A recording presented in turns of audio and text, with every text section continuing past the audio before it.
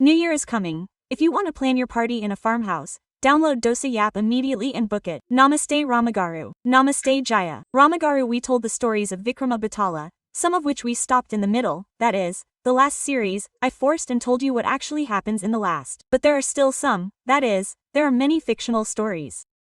Let's tell some stories that come to us in the meantime.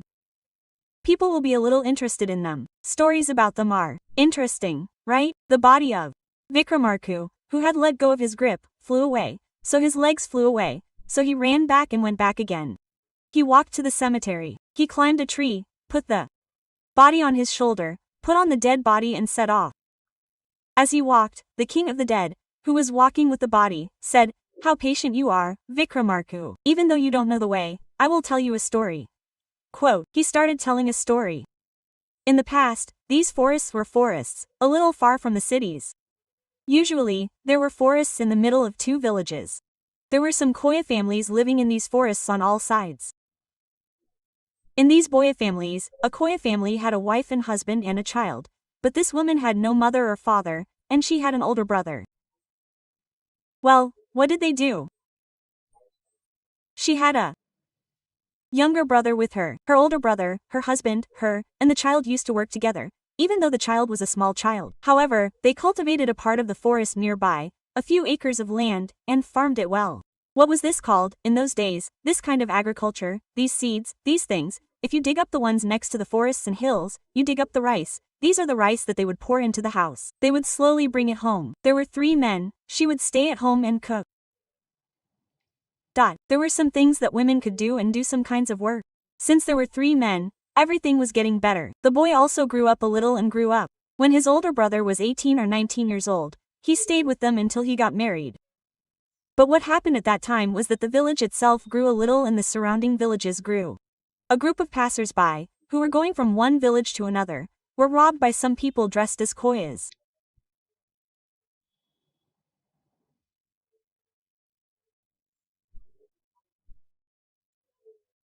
When they were robbed, they chased the children down the path and the men ran after these Koyas. They managed to escape the people dressed as Koyas. They saw these 3 people working in this agricultural land. They saw this and came and beat them up.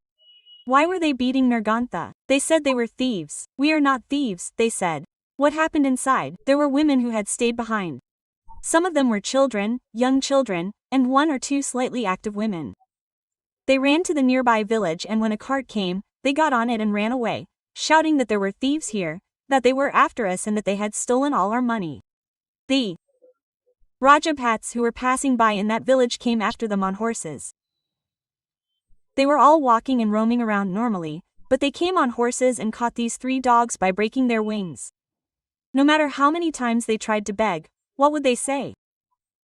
The people who attacked us, the koalas, took our money. They were seen in the field, we were farming, but they had no evidence. No one in the surrounding villages could see them. It was a little out of the way, not on the road, on one side. Whoever comes that way usually turns towards a walking path. Also, no one goes to new places in the forest.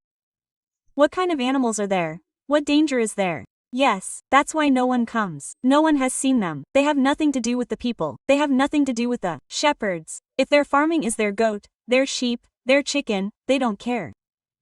They used to have pigeons. They took 3 of them to the king's house and dragged them away. Otherwise, the king would punish theft with death or life imprisonment, and then he would send it to the village. The punishment for theft was death. There were such big punishments, not just jail for a few years and then sent away. From there, everyone in the village wondered what had happened. When they finally arrived, these 3 men never came back. The one who came first, the one who came first, the one who came first, came looking for this girl. As they were coming into the village, they found out that 3 dogs had been caught by the king's soldiers for theft. From there, they asked who they were, and she said, "Are they our people?" Andarama told the king to go and talk to him. When the man who came into the village was not a man, that girl somehow reached the village and stood in front of the king's building. She cried and cried and cried, but all the soldiers cried and said that she should not even do anything. They went inside and told the king that a bride had come and that was it. When they said that, they brought her inside. What is your problem, sir? I am a single woman. There are 3 men in our house. I don't know what happened. Our family does agriculture. We are ordinary people. We speak the same language as before. If you kill 3 of our men, how will I survive? Who will help me? Who can I be with? She cried. He felt sorry for her. If the 3 men in their house are angry, the woman will not be left alone. Whatever he said, think about it. I will leave one of the 3. Ask who you want. My husband said, I will leave one of the 3. He said, take him and go, live your life. Everyone was watching. When Ashi thought about it and said, please send my brother to me. The king was very angry. He asked her how well she had asked, please send my brother to me. He said, let's go.